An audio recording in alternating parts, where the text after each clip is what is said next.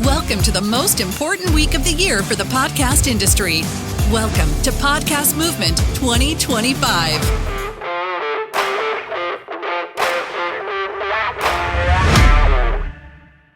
Okay, good morning, everybody. Thank you so much for being here. My name is Karen Burgess. I am usually based in Vancouver, British Columbia in Canada, so I've come a long way to be with you here in Dallas, and I super appreciate you being here.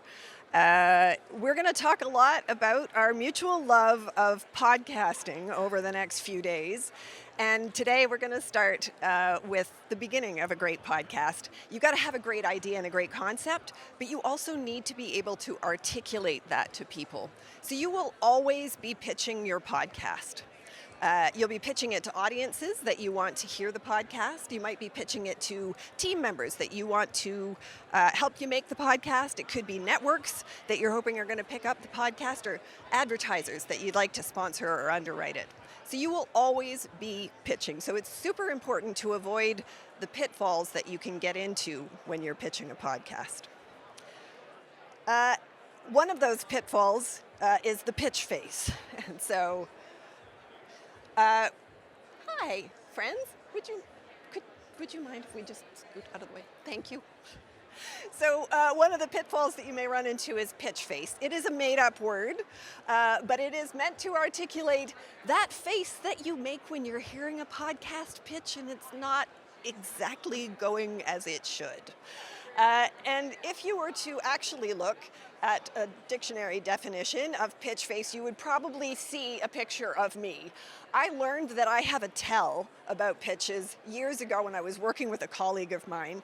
They were introducing a new team member, and they're like, "This is Karen. You're going to be pitching her lots of ideas.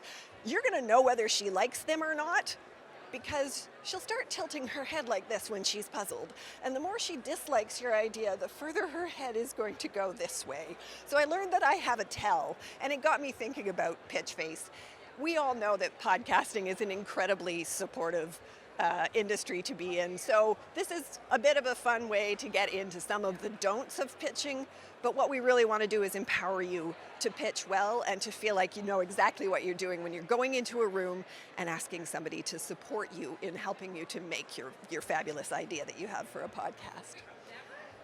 So I will tell you a little bit about me and the pitching that I have done, or the pitching that I have seen.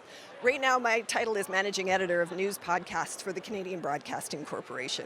So I have about 35 shows in my portfolio. Some of them are radio shows that are now podcasts, but many of them are originals. So I get pitches from journalists across the country who are interested in making shows. Before coming back to this job at CBC, I was working with Pacific Content, which is a company that does podcasts with brands. And so I would find myself in the boardrooms of organizations the size of like BMW and the New York Times and Morgan Stanley, and trying to get them to spend money with us to make shows. So I've been on both sides of the pitching equation, and I can tell you there are moments where you see that bright light in somebody's eye and you're like, yes, it's going perfect. And then there are moments where you're like, ooh, what does that furrowed brow mean? What is that skunk eye? I'm not entirely sure. So one of the other joys of having done that many pitches and worked in the industry as I have is that there are all kinds of people out there that I have met who have made great pitches to me or have helped me make my pitches better. So I put out a call to them and I said, show me your pitch face. I want to see what it is like when you're hearing a pitch that doesn't go well, so we can help people identify what that's going to look like to them as people who are pitching podcasts. And I want you to tell me your pet peeves so that everybody in the crowd can help avoid those things. So I got tons of responses. I picked 10 of them for you, and I hope you have a little fun as we go through what they look like and what those pet peeves are. So we'll start with Steve Pratt. If you don't know Steve, he's a podcasting pioneer. He and his partners at Pacific Content kind of pioneered the idea of podcasting with brands. He's now written a book as well about Earn It, which is about the attention economy and how you get people to pay attention to your content. He doesn't normally look this grumpy. This grumpy pitch face that he sent me is inspired by some of the things that he hates hearing when people pitch him a podcast. And those are things like, hey, we're going to just do an unedited conversation like Joe Rogan does, and it's going to be great. Or, it's going to be serial, but we don't really have a budget for much storytelling. Or it's going to be smartless, but like with people you haven't heard of yet. And we're just going to record it on our phones. It's going to be great. We're going to rock and roll the whole thing.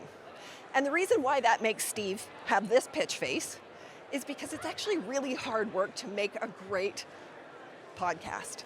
And if you go into a pitch and you're just like, yeah, it's going to be like this amazing show, except we're not going to do the hard work, then you're selling yourself short, and you're selling that person short as well. You're not showing them that you've invested the time and that you know what it's going to take to make that podcast a success. So that's the thing that will make Steve Pratt, the happiest man in the world, give you the grumpy pitch face. Our next pitch face comes to us from a host. Phelan Johnson has hosted about half a dozen podcasts with CBC and other organizations. And so she wanted to contribute a pitch face pet peeve regarding hosting. And that is that a lot of the time people will come with a great idea for a podcast almost entirely because they want to get behind the mic. But they haven't necessarily thought about, are they the best person to pitch as the host for that show? It could be that you can be a great advocate for a story that you think should be told, for a show that should be made, but that you don't necessarily need to be the person that fronts that podcast. There could be people who have subject matter expertise or lived experience who would be way better at helping the audience to connect with that content. So if you really want that content to sing and for that show to be successful, think really mindfully about who it is who hosts the show and what your role should be in that. You can still advocate for that story, you can still produce that show, but think about who should be the best host before you pitch. Our next pitch face comes from a colleague of mine, Fabiola Melendez-Carletti, and she works with a unit within the CBC called the Audience Growth Hub. So they exist entirely to work with people who make content, like myself and my teams, and help that show get out there into the world. So they are thinking about how is the show going to get promoted, what are the assets going to look like, all of that stuff that helps your show get in front of the people that you really want to hear it. So the thing that kind of makes her roll her eyes when somebody pitches a show is when they haven't thought about anything but the actual audio content that they're going to make. You need to think about how that show is going to live in the universe in which it is going to be consumed. So you think about your smartphone. You have to download an app, you have to go to that app, you have to look at a sea of a billion tiles to find your next favorite show. So when you're pitching your show, make sure you have thought about what is going to be the thing that is going to help that show be most successful visually in terms of what it looks like in the user's experience, as well as what the content is. You need a great idea, but everything needs to sing together. So that is Fabiola's pitch face and her pet peeve. This next pitch face is very, very extreme. Jeff Kusiskind is one of the most creative podcast producers that I know. He's kind of the king of taking a crazy, crazy idea and making it sing as a podcast. He's an executive producer with Antica Productions, which is a podcast production company in Canada. And his pet peeve is when people pitch a podcast without people. And I know that AI is a big thing. That's not what he's talking about. He's not worried about robots coming to take our jobs.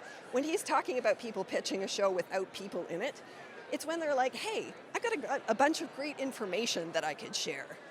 I have a story that I could tell. But they haven't thought about who they're going to cast as the storytellers in that podcast. We have a number of tools that we can work with as audio storytellers that will help people connect with our content.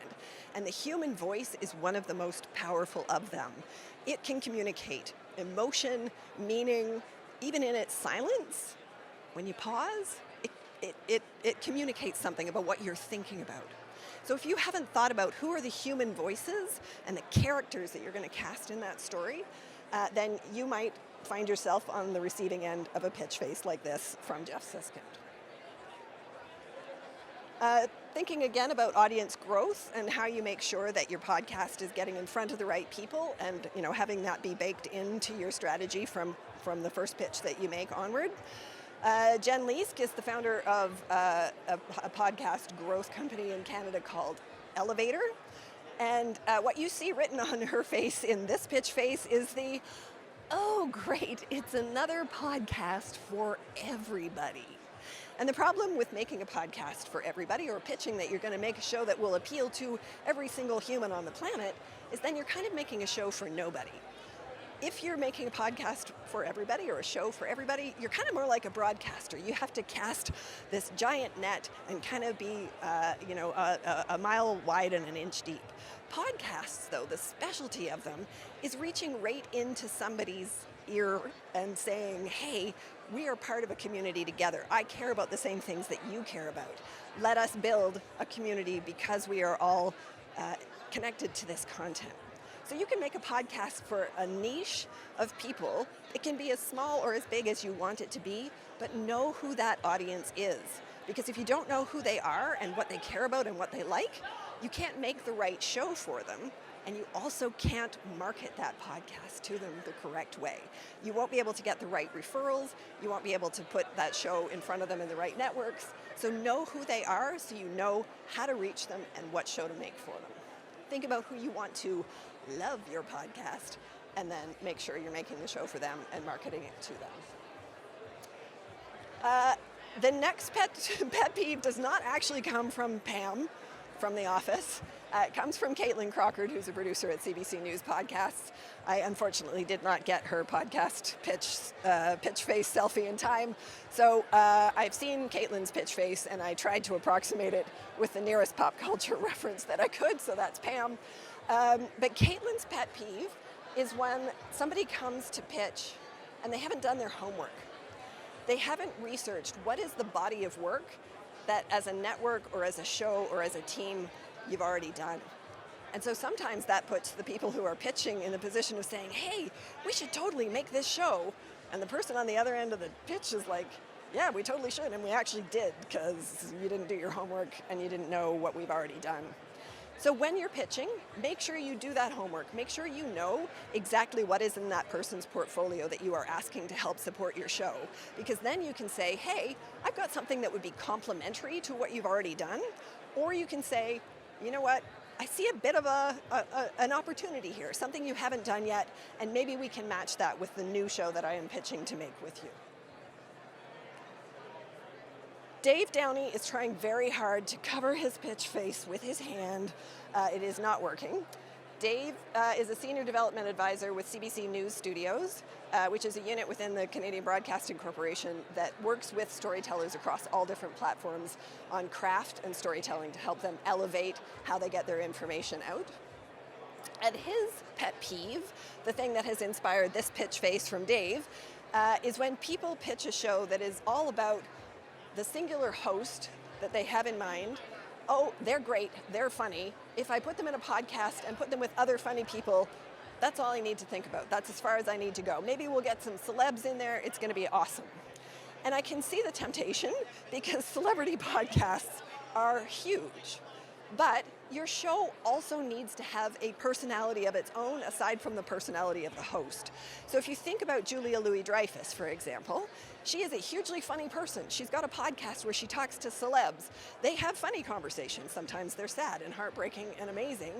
But the show has a very particular, unique value promise.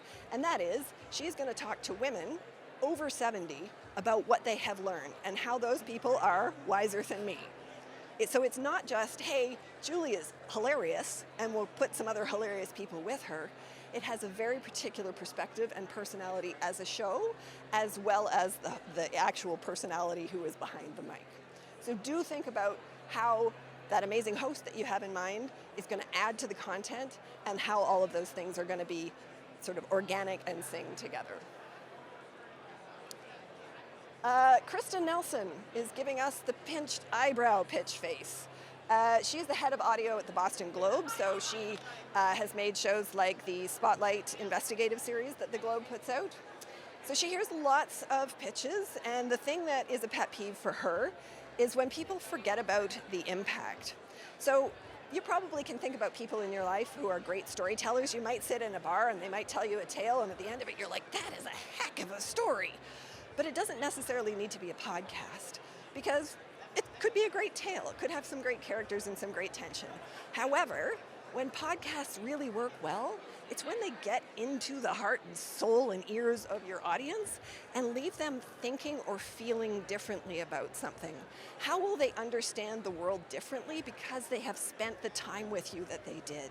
So make sure when you're pitching to Kristen at the Boston Globe that you are thinking about what is the impact and the takeaway going to be for your audience, and not just do you have a great tale or not. And our final pitch face and pet peeve is from Ariel Nissenblatt. If you don't know Ariel, check her out, because she is one of the keynote speakers at the event this week. She's also the queen of building community through newsletters for your podcast. So she gave me a podcast pet peeve that is specifically about pitching to newsletters. So do not ever send a cold call that is just a spam, kind of a template, where you're like, hey, I just subscribed to your newsletter. I'd love for you to feature my podcast. Because you haven't done the work again. You haven't done the research. You don't know what it is that you're offering to that newsletter's audience and how it can be a mutually beneficial thing. The other thing that Ariel told me that I was like, really, people do that? She says that people will often subscribe to a newsletter, ask to be covered, and then when they get featured, they automatically unsubscribe. So insult to injury, not only have they just like used and abused you to get the coverage, they then have like unsubscribed. So they don't want to see you popping up in their email box ever again. So don't be that person. Make sure that you read the newsletter, know what kinds of shows they tend to cover and what they have covered, and how you can be part of them serving their audience well. So there you go. You have seen the faces. Now when you are in a meeting, if you see that look and the raised eyebrow and the head tilt and all of those things, you'll be like, I have left something unaddressed, or I have gone down the wrong road. I am hoping that this will help you see the signs, recognize them, and avoid pitch face forever. So you can do that with 3 techniques. One is know your podcast. Know what your unique value promise is, what it is that makes you different, and why it is that podcast needs to be in the world. If you're confident in that, then you can communicate that to anybody that you're pitching to. Number 2 is know your audience. You have to be able to tell the people that you're pitching to, maybe it's advertisers, maybe it's a network that you're hoping to have pick up your show. These are the people, these are my flock. These are the people that are going to be listening. These are the people that I can bring you as ears.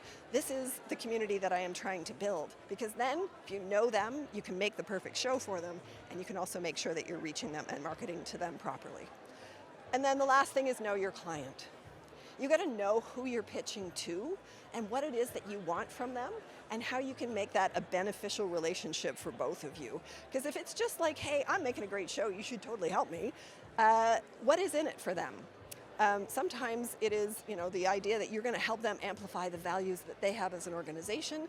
Sometimes it's because you're bringing them lots of ears. That's great too. But know your client, know what it is that they already do, what they care about, and how you can be part of that.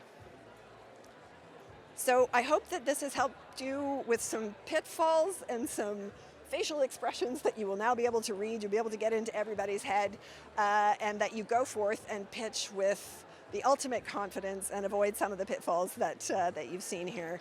I'm happy to answer a question or two if we have a minute, but otherwise feel free to get in touch anytime. Consider me part of your Rolodex now, and if you have any pitfalls that you're wondering about, send me a question.